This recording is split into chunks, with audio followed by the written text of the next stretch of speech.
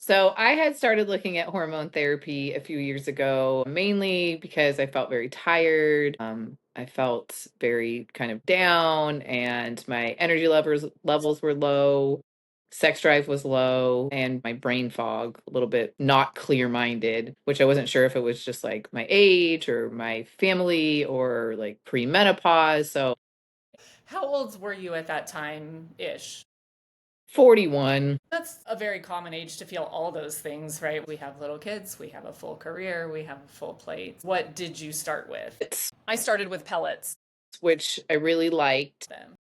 I liked them because it was kind of fast acting and I feel like it was intense. You felt it quickly and it felt good. Like your energy level went up, your libido went way up, and it was very fast acting. The only thing I didn't like, and I don't know that it's a problem, it's harder sometimes with your schedule to get into someone to get a pellet, right? Sure. And the second thing is like I didn't know if it would leave like a bunch of like little tiny scars on my back. Now, I don't get to see my back, but I don't think there are any scars because I did it a handful of times and I don't think there are any scars.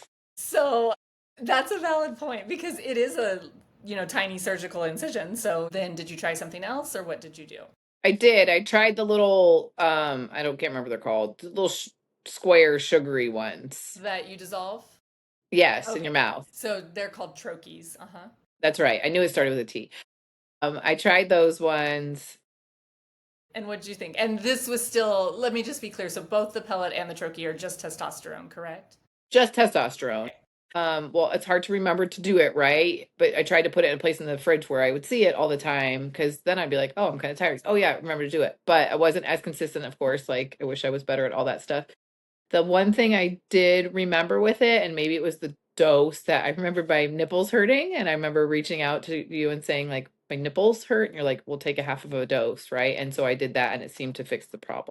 That is the thing with all hormones, is side effects are a potential, but they're dose dependent. So if we get your dose high enough that you feel really good, but we have to balance it with, I'm not going to have side effects that are unwanted. So testosterone comes in a variety of modalities. It comes in pellets, it comes in troches, which you've tried, it comes in cream, it comes in injections. They're all the same medication. So ultimately, it comes down to what fits your lifestyle the best. They all have their pros and their cons. Pellets, the pros are they're convenient and your levels get pretty high, so people feel really good on them. People really should consider in the beginning, especially, is if you are having side effects that you don't appreciate within that first 3 months while they're there, your provider can't go fish them out. They're really tiny. So Right. you just kind of got to write it out. I will tell you, in about 7 years of placing pellets, nobody's ever come back in and said, oh my gosh, get this thing out of me. Troches and creams pretty much have the same pros and cons. They're easy to do, easy to control. You administer them yourself at home. The troche is once or twice a day, depending. The cream is once or twice a day, depending on you specifically. That's very easy. You can put your dose up and down almost on a daily basis if you wanted or needed to for any reason. The cons with those are consistency. If you don't remember to take it or apply it, you're just obviously not going to get the benefits. Here, locally in Arizona, it's 120 degrees out. If you're applying cream to your body, it's going to melt off if you go outside and do anything. So there's that.